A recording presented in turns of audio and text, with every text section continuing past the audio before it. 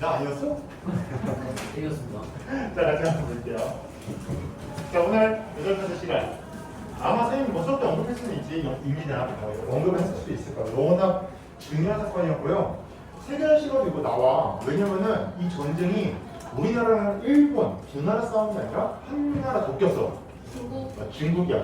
중국, 일본, 한국이 같이 싸운 전쟁입니다. 그래서 동아시아에서 되게 중요한 전쟁이어서요. 아마도 선생님이 작년에 여러분 세계사 시간에 아마 가르쳐 주면 했었을 거야. 짧게, 간단하게. 오늘은 여러분 임진왜란을 배울 건데, 자, 봐봐. 임진왜란은 정말 많은 문화나 작품의 소재가 되는데요. 대표적으로 여러분 방학 동안에 선생님도 이거 봤는데, 혹시 명량, 한산, 다봉사. 영양은 저는 약간 조금 봤어요. 너 근데 한산 좀 많이 봤네? 저희 한산은 영상 한산 다음에 나오고요. 잘 들어주세요. 저게 한재림 감독이라고 해서 우리나라 다 감독이 다 똑같으셔. 배우만 달라. 저 감독이 제작사랑 같이 발표했을 때 3부작을 찍은 것. 이순신 장군의 3대 해전. 이순신 장군의 3대 해전이 뭐냐면 한산도 대첩, 영양 대첩, 마지막이 이순신 장군이 돌아가셨다 노량 대첩이야. 그래서 이순신 장군의 3대 대첩을 찍겠다 했는데요. 맨 처음에 나왔던 게 명량, 한산, 그리고 이제 곧 노량이 나올 건데 노량이 나오고 마지막 이순신 장군의 배우가 누구냐면 김윤석인가? 김윤석 배우가 그 타짜의 아귀 그분이 이순신이야 마지막. 그래서 시간대는요 한산이 제일 먼저 있었던 사건. 이게 이순신 장군이 45살 때. 이게 명량이 그 다음 두 번째 사건. 이게 이순신 장군이 한 52인가 됐을 거 50대 때. 마지막 노량이 이순신 장군이 명량 다음 1년 뒤 마지막 이순신 장군이 돌아왔을 때 그때 이야기거든요. 그래서 3부작인데 이거 말고도 여러분 임진왜란 소재로 한 드라마, 영화 되게 많습니다. 되게 많아. 진짜 많고요. 선생님도 역사 교사다 보니까 역사 영화나 이런 거 볼 때마다 맨날 나도 다 챙겨보는데 근데 여러분 임진왜란님께서 되게 우리에게 익숙하고 마치 이런 이야기야. 그런데 왜 일어나는지 아니야. 왜 일어났지? 뭐가요? 임진왜란. 임진왜란 도요토미 히데요시가 내부 불만을 돌리려고 맞습니다. 그리고 도망갔어. 맞아. 고용승 히데요시라는 사람이요. 내부 불만을 돌리기 위해서 이게 정확히 뭔지 오늘 좀 더 설명해 줄 건데요. 여러분은 아마 임진왜란이 뭔지 어떤 사건인지 익숙하지 않아요. 일본이랑 우리나라 싸움 사건 이런 건 아는데 왜 일어났고 그리고 더 중요한 건 그 이후에 동북아 정세는 어떻게 됐을까 이게 더 중요해요. 역사적으로. 이 전쟁이라는 이야기가 재밌어서 여러분 익숙하지만 우리는 그럼 전쟁 뒤는 어떻게 됐을까? 오늘 수업의 내용은요. 그걸 좀 중점적으로 볼 거야. 그래서 오늘 수업의 핵심 내용은 이겁니다. 임진왜란 대체 왜 일어났을까? 두 번째, 임진왜란. 우리가 솔직히 선생님 말로 해서 저희 털리다고 썼는데 저 털렸습니다. 진짜 말도 안 되게 우리가 졌어. 달렸어. 왜냐면 이때 일본군이 서울 한양까지 오는데 20일이 걸리거든요. 부산에서 서울까지 400km야. 400km를 걸어서 가야 20일인데 전쟁 중에 20일만 도착한 거야. 그 뜻은 일본이 우리나라랑 전쟁하는데 하루도 안 걸려 달렸다는 뜻이야. 웬만하면 그냥 파수치즈로 올라온다. 우리는 그냥 털려버려. 그럼 왜 대체 우리는 저렇게 털렸을까? 그리고 근데 어이없는 건 또 이겨버려. 왜 우리는 이길 수 있었을까?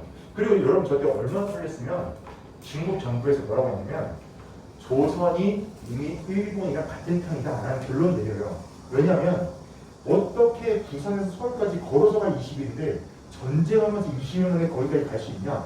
저거는 분명 조선이 일본이랑 같은 편 먹고 지금 명나라 출전하고 있는 거다 라고 분석을 할 정도였어요. 그러니까 그 정도로 말이 안 되게 우리가 지거든요. 그래서 왜 우리 졌고 우리 이겼을까? 그리고 마지막 임진왜란이 끝나고 나서 한국과 중국과 일본의 역사가 어떻게 바뀌었을까 볼 건데요. 아마도 뭐 일본 애니메이션 좀 좋아하는 친구들 많이 본 친구들은 임진왜란 아마 그 보는 시대적 배경이 다 오늘 임진왜란 이후의 역사일 거예요. 에도 시대. 그때가 일본 문화가 제일 활짝 꽃을 폈을 텐데요. 한번 보도록 하겠습니다. 첫 번째, 임진왜란이 왜 일어났을까? 배경부터 한번 볼게요. 배경. 첫 번째 주제. 임진왜란이 일어난 배경부터 한번 보도록 하겠습니다.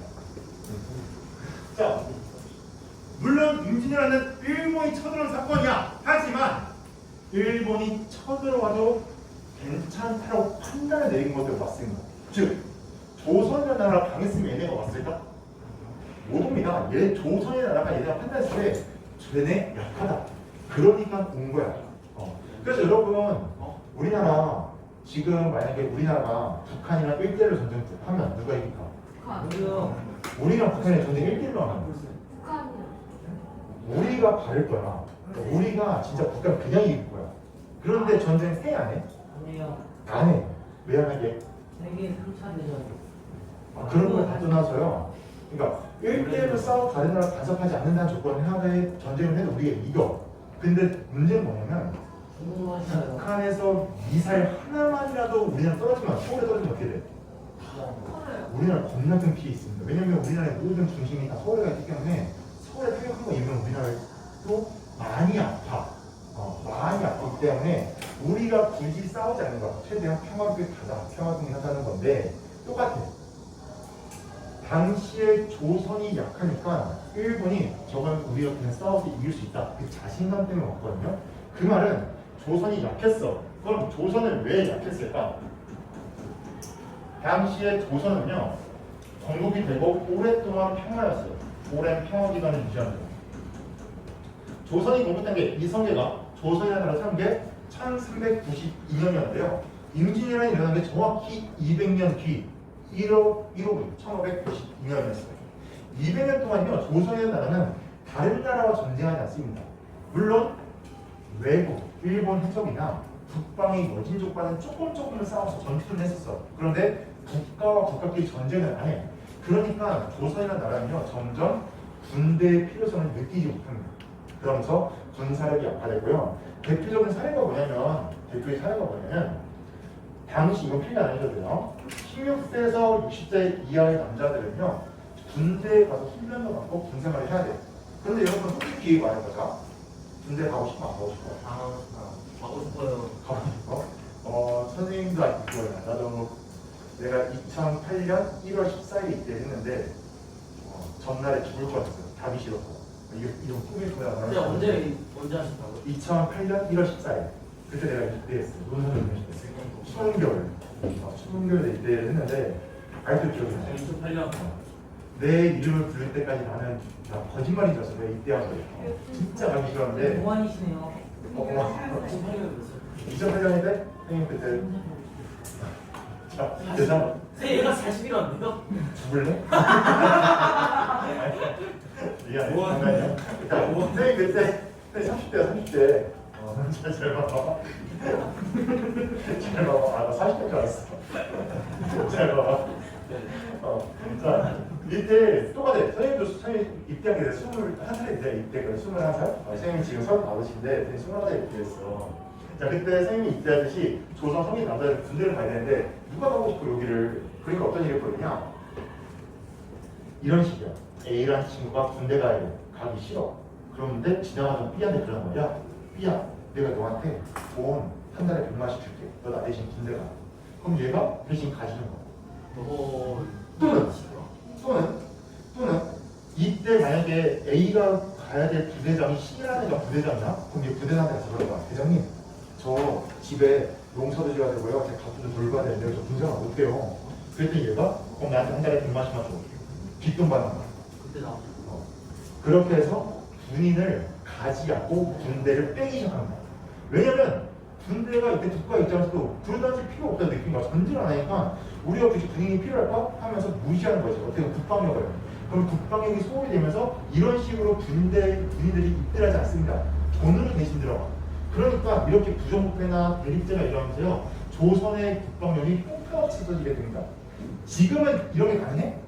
아니요. 지금 불가능해요. 여러분 중대전청이나 이런 게 다 개발되어 있으니까 이건 불가능인데 조선시대 때는 이런 식으로 몰래 군대를 안 가기 시작했습니다. 그리고 국가 자체도 군인에 대해서 이렇게 크게 신경을 안 써. 어차피 전쟁을 안 하니까. 그러니까 전쟁 대비가 안 돼 있는 거야. 전쟁 대비가 도원이야 안 돼 있어요. 안 돼요? 내 나이 계산하고 있어 지금? 아니 자꾸 선생님 말해주셨잖아요. 35년. 나 35이야. 그래. 자, 그래서 조선이라는 나라 전쟁 대비 안 돼 있었다. 이때 일부는 이때 1부는 전국시대. 맞아. 이때 1부는 어떤 상황이었냐면 전국시대라고 해서요.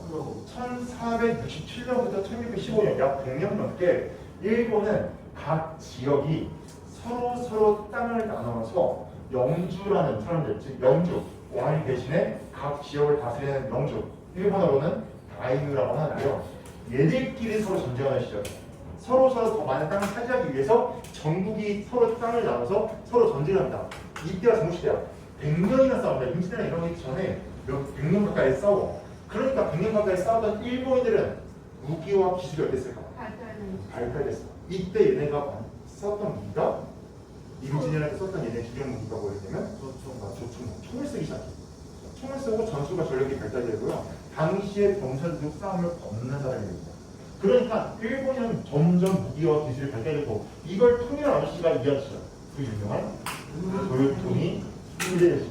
근데 사실 오사무보다가 다 해놓은 거에 숟가락 주고 맞아. 일본 아저씨는 자, 도요토미 히데요시인데요. 도요토미 히데요시는 방금 얘기했듯이 원래 이 전국시대를 통일했던 아저씨가 하나 있었어. 이 도요토미 히데요시의 주인이었지. 주공이었는데, 그러니까 도요토미 히데요시의 주인님이었는데, 걔가 오다 노부나가라는 다이묘가 있었습니다. 영주. 얘가 이걸 다 통일하고 있었는데, 통일하기 직전에 부하가 배신자를 죽어. 그리고 그걸 흡수해서 통일시켰던 아저씨가 그 유명한 도요토미 히데요시인데, 얘 원래 직업이 뭐였냐면 그냥 동네 시장에서 돌아다니는 거지였어.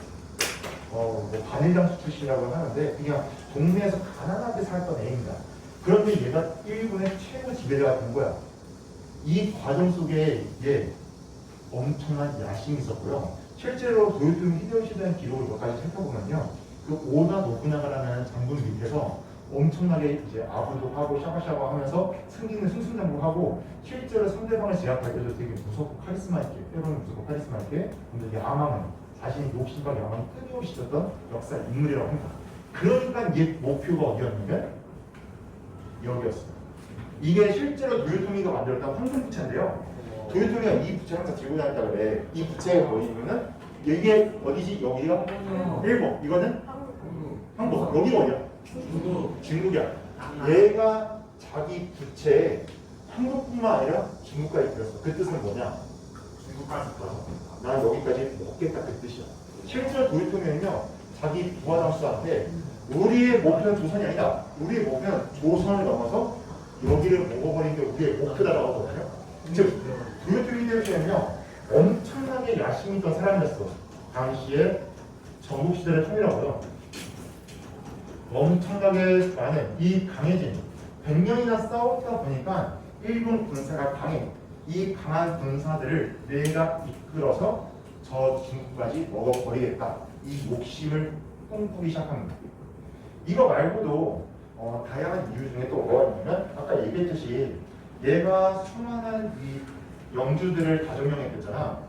이때 도요토미 편도 있었겠지만 도요토미랑 사이 나쁜 애도 있었을 거야. 그래서 도요토미가 어떻게 하냐, 이 사이 나쁜 애들한테 뭔가 나를 도와라, 나에게 충성해라, 대신에 내가 대가를 주겠다 해야 돼. 근데 문제가 있어. 일본이 통일된 상태야. 더 이상 차지할 땅이 있어 없어? 없어. 이때 도요토미는 뭘 하셨냐, 나를 도와서 같이 전쟁에 참여하는 다이묘들은 맞다, 조선 땅 주겠다, 명나라 땅 주겠다, 그리고 너네 나한테 불만 갖지 마, 내가 너네 땅을 줄게, 나한테 충성해, 이런 식으로 자기 편을 갖는 거야. 그래서 도요토미는 명나라 조선 땅을 부하들에게 넘겨주겠다, 나를 도와서 전 세계를 보고 보자 라는 꿈을 같이 꾸게 되면서 임진왜란을 일으킨 거야. 이때 일본인들이 엄청난 이제 딱 출동을 하는데 전개를 한번 살펴보도록 하겠습니다. 전개. 그럼 어떻게 전개되었나? 자, 두 번째 학생 그 전개를 한번 볼게요. 잘 안 보일까 봐 그냥 지우가 있어요. 하나, 둘, 셋.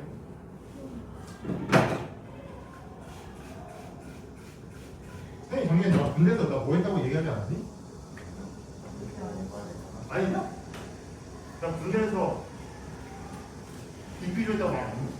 비피하셨어요? 뭐라고요? 비피. 오, 위험한 거를. 되게 위험하긴 했는데 되게 재밌었어요. 됐어요? 타령변은 아니 비비조 그 드라마도 있었잖아요. 비비조 그 타령변은 분석적 포즈라고 하는데 선생님도 DP를 했었거든. 되게 재밌었어. 얘기해주세요. 시간 낭만 내가 나중에 한번 얘기해 줄게. 오늘은 이걸 알아야 돼서. 자, 정리입니다.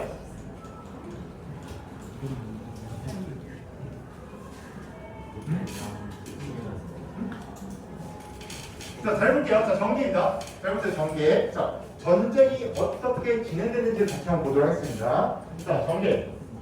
이때 일본이 1592년 침략하기 시작했습니다. 대규모 병력이 자, 일본인들이 배 타고 어디부터 왔게? 조선. 네, 저기서 어떤 도시부터 왔을까? 부산. 맞아, 부산입니다. 제일 가까운 부산으로 공격해 오는데요.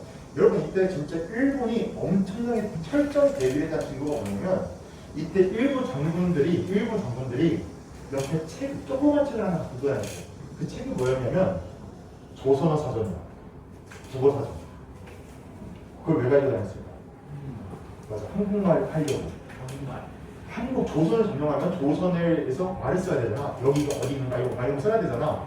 그러니까 조선어 사전을 들고 다녀. 번역도. 근데 더 놀라운 점은요. 그 사전을 쓸 때 경상도 버전, 전라도도 버전, 충청도 버전 다 달라. 왜 다를까? 사투리 때문에. 그만큼 얘네들이 우리나라 사투리까지 연구할 정도로 철저히 준비했던 애들이야.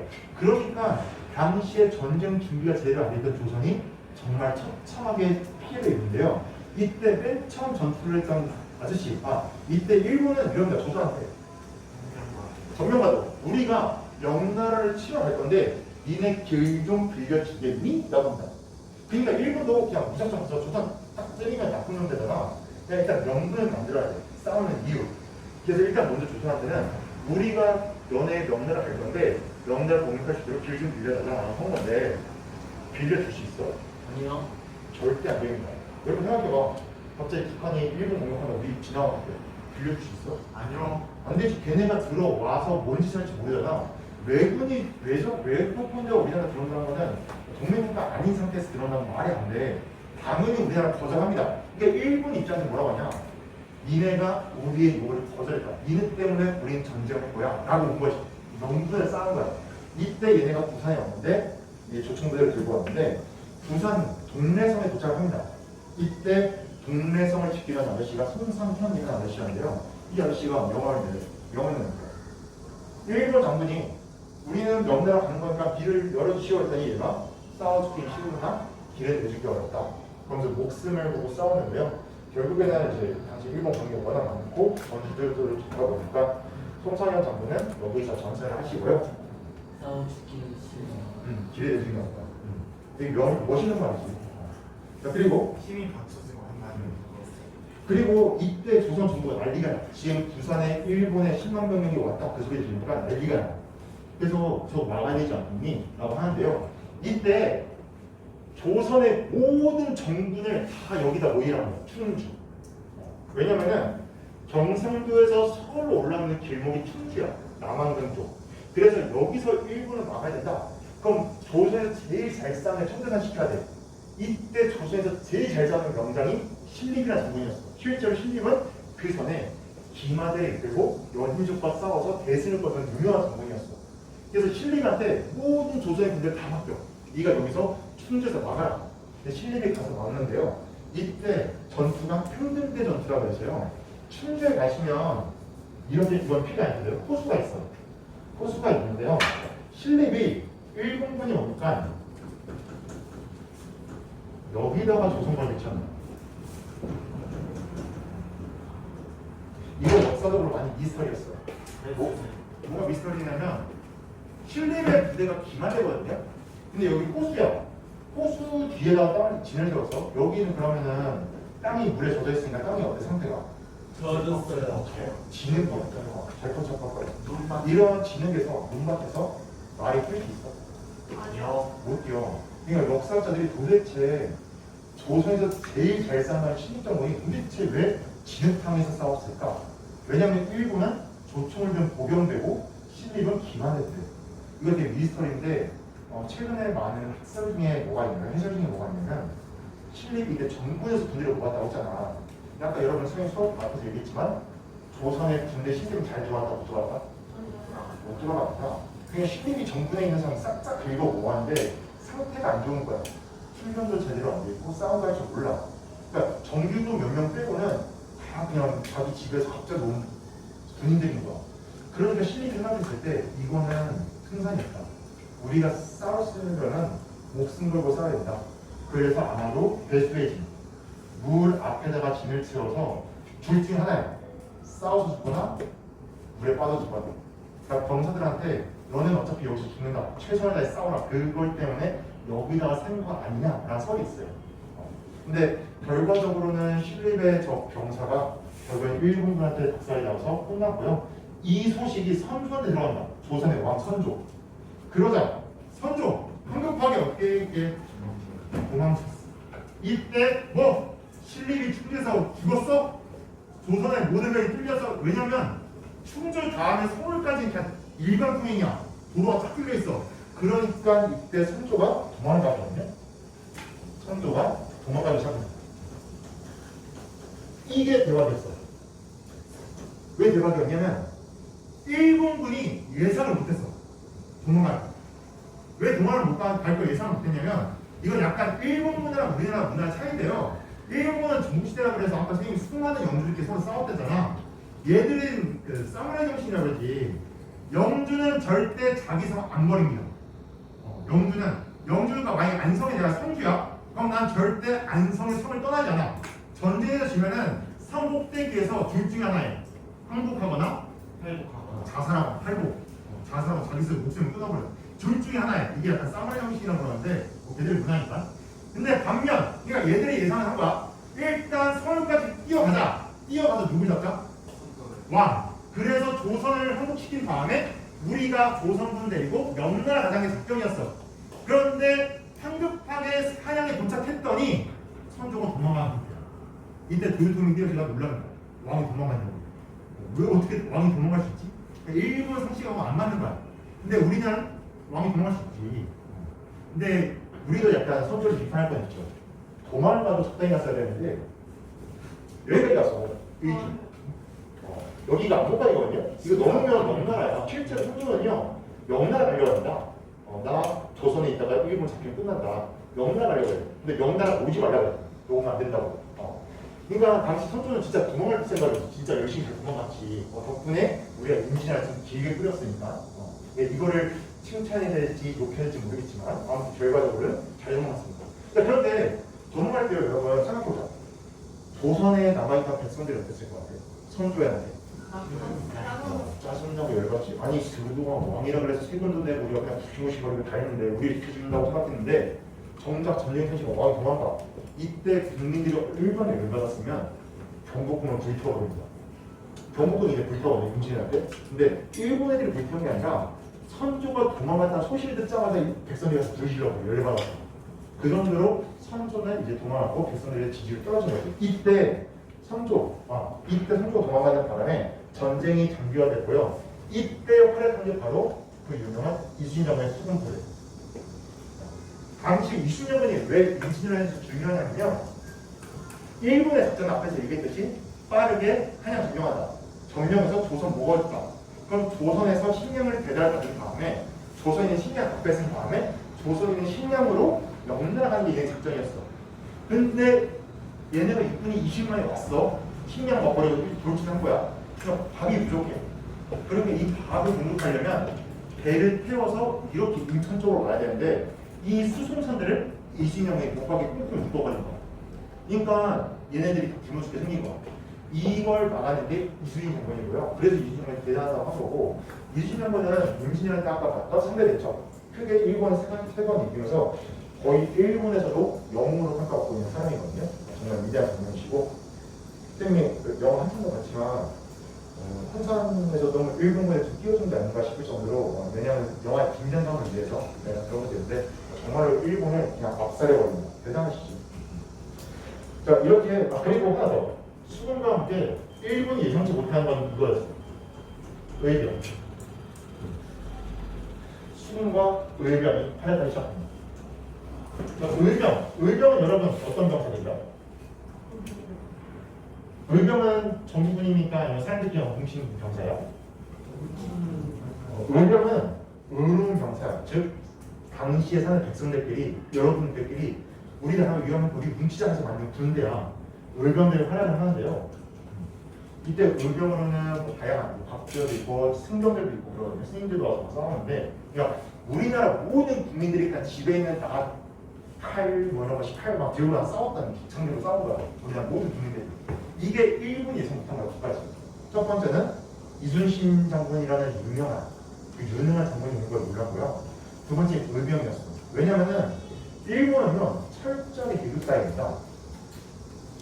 영주가 있고 영주 밑에 기사들 사무라이가 있고 사무라이 밑에 농민이 있는데 싸운 건 얘들이 싸워. 일본 철저하게 계급사회. 근데 정부시대 때 싸운 건 다 얘들만 싸우거든요. 농민들도 뭐 싸우긴 했지만 주로 싸운 건 얘들이요. 그런데 우리나라는 다 싸우는 거야. 근데 일본 애들은 백성들은 가만히 있을 줄 알았어. 우리가 점령하면 백성들은 가만히 지낼 줄 알았는데 오히려 백성들이 더 나와서 각 지역에 길목마다 요충지마다 또 지리 요건이 잘 아니까 일본군의 간 수송부대나 일본군의 간 진격을 다 막아버리는 거예요. 그러니까 전국 각지에서 의병들이 일어나면서 일본군을 괴롭혔고요. 그 덕분에 당시의 임진왜란이 점점 우리 편으로 우리한테 승리와 거절이 됐고 결국에는 얘네까지 왔어. 명나라. 명의 지정권이 도착했는데 그러니까 명나라는 왜 도와줘? 잘 봐봐. 조선이 망하면 그 다음은 어디야? 명나라. 명나라 입장에서는 조선이 망하면 안 돼. 왜냐면 조선이 일본하고 싸워야 돼. 왜냐면 여러분 전쟁터가 되면 거기 땅은 진짜 황폐화 됩니다. 농사도 못 지고 황폐해야 돼. 그러니까 명나라 입장에서는 일단 군인을 보내주자. 그래서 여기서만 싸운다. 조선에서만. 그래야 명나라가 피해 안 줍니다. 그래서 명나라가 도와줬는데요. 좀 약간 이렇게 역사를 보면은 기분 나쁘게 돼요. 명나라들이 와서 오히려 괴롭히기도 하거든요. 제대로 안 도와주고. 아무튼 얘네가 와서 전세는 좀 꺾이게 된다. 우리가 대응해줘.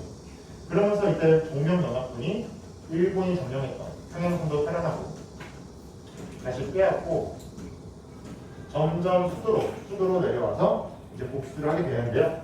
이때 일본이 이렇게 그리고 이때 또 어떤 일이 있냐면 이때 일본이 밀리면서 평양성 뺏기고 내려가는데 식량이 부족한 거예요. 그래서 그때 지금의 고양시 서울 바로 위에 있는 도시인데요. 고양시의 행주산성에 있는 식량을 뺏기 위해서 싸웠는데 이때 행주산성에 있는 백성들과 군인들이 목숨을 걸고 싸워서 막아냅니다. 이게 행주대첩.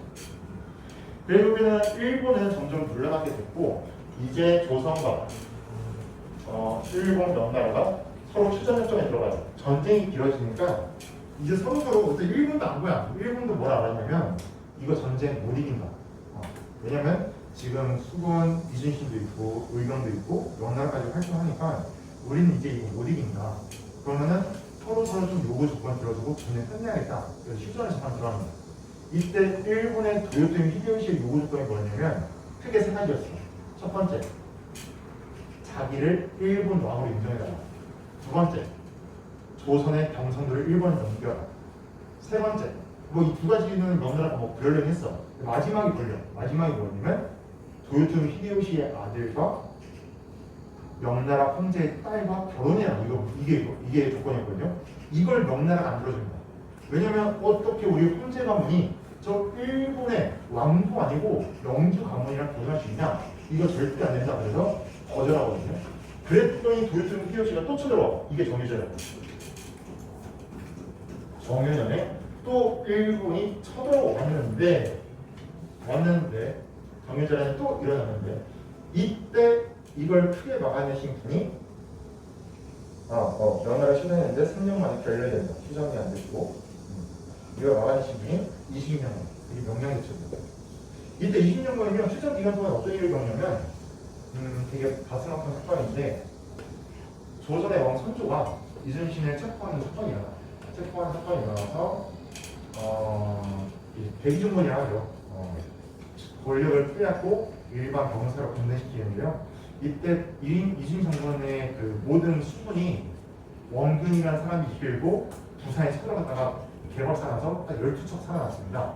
그 12척을 가지고 일본의 태국이랑 싸운 전쟁이 이때 싸워요. 정리전인데 다시 싸웠을 때 그게 바로 명량해전입니다.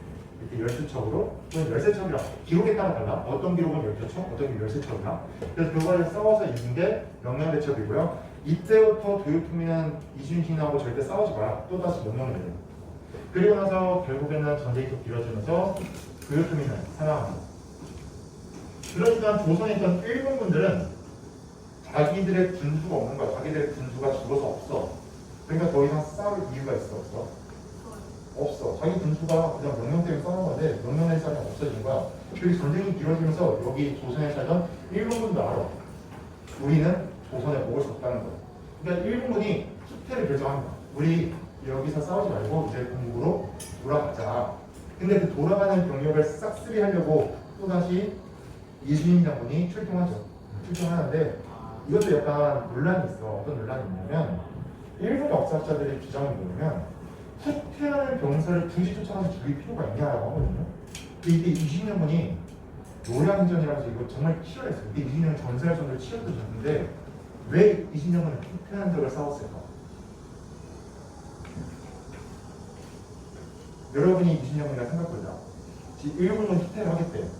후퇴하는 병력을 끝까지 쫓아가서 싸우는 이유는 뭐였을 것 같아요? 죽이려고요. 왜 죽이려고 그래? 저 광화를 죽여야지 이제 또 전쟁이 안 일어난다. 맞아. 아, 이때 이순신장군은요 단 한 명의 일본인을 다 살려버릴 수 있다. 쟤네 다 죽여야 된다. 왜냐? 쟤네가 또 왔잖아 이때. 또 왔잖아. 또 아름다운 보장이 없다. 아예 싹을 없애야 된다. 그래서 노령인한테 본인이 먼저 돌진하시다가 벽을 전사하시고 배승을 거두긴 했어요. 그래서 이순신 장군은 한산도 대첩, 명량 대첩, 유랑 대첩 이 3대 대첩으로 큰 승리를 해서 임진왜란 승리를 이끌었던 영웅이시고요. 도요토미가 사형하면서 전쟁은 끝나게 됐습니다. 자, 그런데 그럼 그 결과가 먼저 보고 이제 끝내도록 하겠습니다. 선생님이 임진왜란 이야기는 다음 시간에 좀 더 시간이 남으니까 그때 조금 더 구체적으로 해주세요. 그래서 이렇게 치열하게 싸웠던 7년 동안 싸웁니다. 7년. 1592년부터 1598년까지 약 7년 정도 싸웠는데요. 7년 동안 싸우면서 정말로 동원후두아시아 한국과 중국과 일본의 역사가 뒤바뀌게 됩니다. 자, 어떻게 바뀌었는지 세 번째 영향입니다. 전쟁의 영향. 자, 우선 조선의 변화부터 볼게요. 조선. 그러니까 조선은요 전쟁을 7년 동안 했어야 된다. 그러면 농사를 7년 동안 지을 수 있었을까 제대로? 아니요. 없었으니까 여러분 논을 7년 동안 관리를 하는 거 어떻게 될게요? 썩어요. 논이 다 썩고 평범한 땅으로 되죠. 그래서 조선의 모든 국토가요 다 황폐가 됩니다. 그러니까 농민들이 농사질 땅이 없네. 그러면 뭘 못 내? 세금. 그러면서 조선은요 재정에 어려움까지 옵니다. 재정이 어려워지기 시작합니다. 매우 어려웠어요. 왜냐? 당시에 조선의 모든 국토, 나라에 있는 땅들이 황폐화 됐습니다. 황무지가 됩니다. 7년을 싸우다 보니까 황폐화 됩니다. 그리고 우리가 배웠어.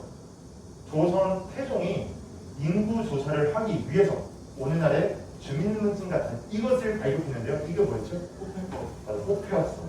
이 호패법을 발급해서 안성에 누가 사는지 다 기록한 책이 있었거든요. 그게 호적이야. 우리 지금 보시면 주민등록대장이라고 보시면 되는데 그 호적 그리고 이 안성의 땅이 누구 건지 다 쓴 토지대장 이름한 문서들 토지대장 호적들이 토지대장 그러니까 이 땅이 누구 땅인지 적은 문서 토지대장 그리고 호적 국민의 안성 사람들이 몇 명 있는지 누가 사는지 이렇게 적은 호적. 호가 여기서 말하는 게 가족 호자예요. 지포. 집에 있는 기록이라는 뜻이야. 누가 사는지 이런 거 적은 게 다 소실됩니다. 없어져. 그러니까 세금을 거두려면 안성의 땅이 몇 평인지, 이 땅에 몇 명이 사는지, 이 사람한테 세금을 얼마 걷어야 되는지 이 자료가 있어야 되는데 이 자료가 싹 다 불타버립니다. 왜 불탔냐?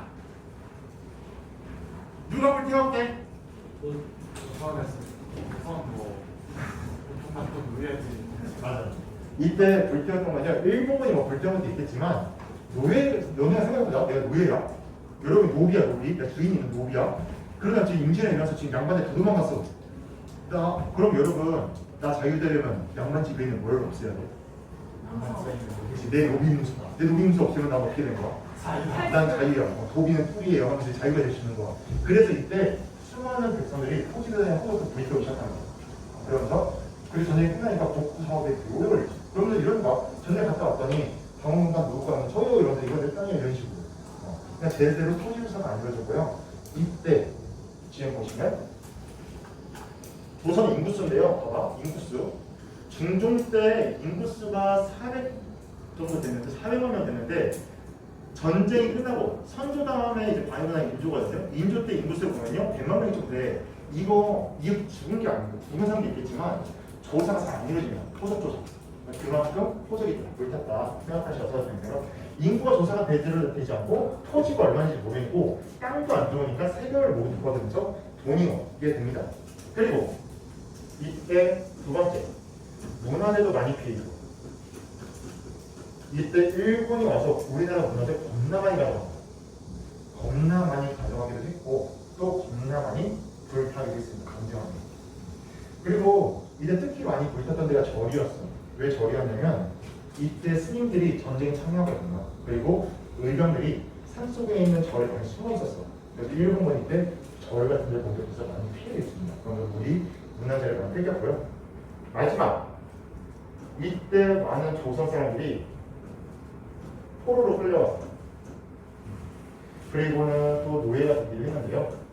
노예로 동남아시아나 많은 나라에 끌려왔는데 이때 일본이 데려왔던 포로 중에 되게 유명한 사람이 이 아저씨야. 이상평. 조선의 도자기 공으로 유명했는데요. 일본에서는 이 사람 도자기 신으로 모시고 있어. 신으로 모시고 있어 지금 현재. 그리고 이상평의 후손들이 지금 일본에서 아마 무형문화재를 지금 계시거든요. 근데 아직도 조선 그 이름을 쓰고 있어요.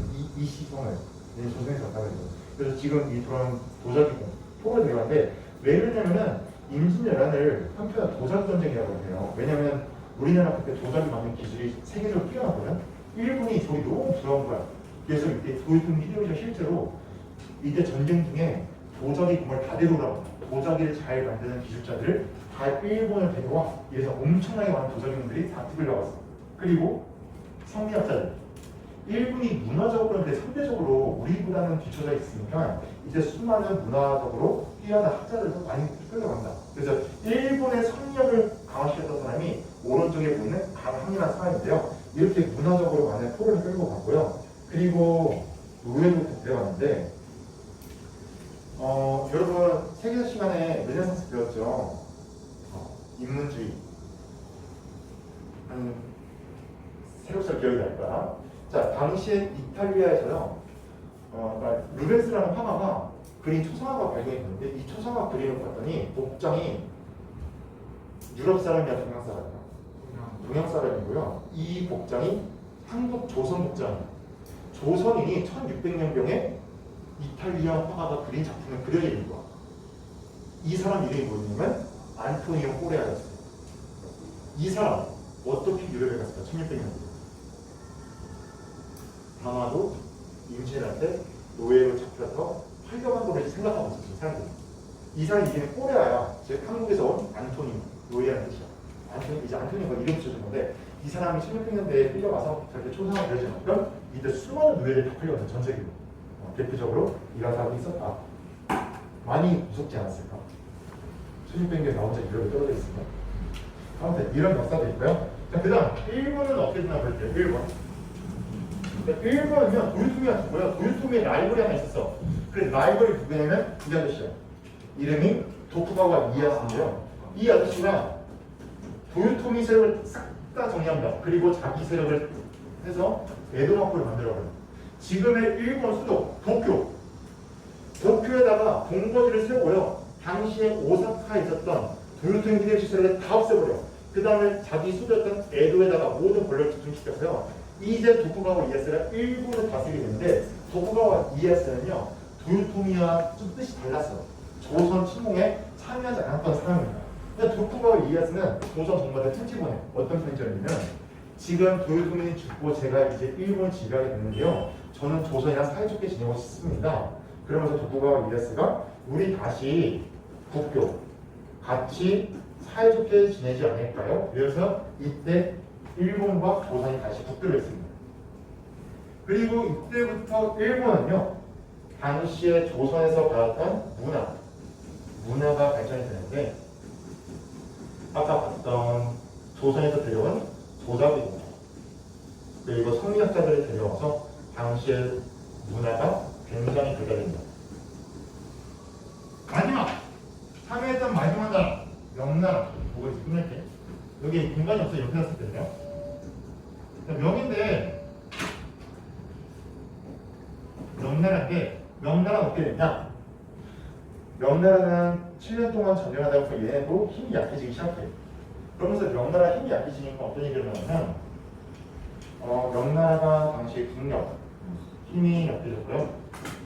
국력이 약해졌고 이때 후금, 백두산 위에 난주 지역에 여진족이 살고 있었는데 여진족.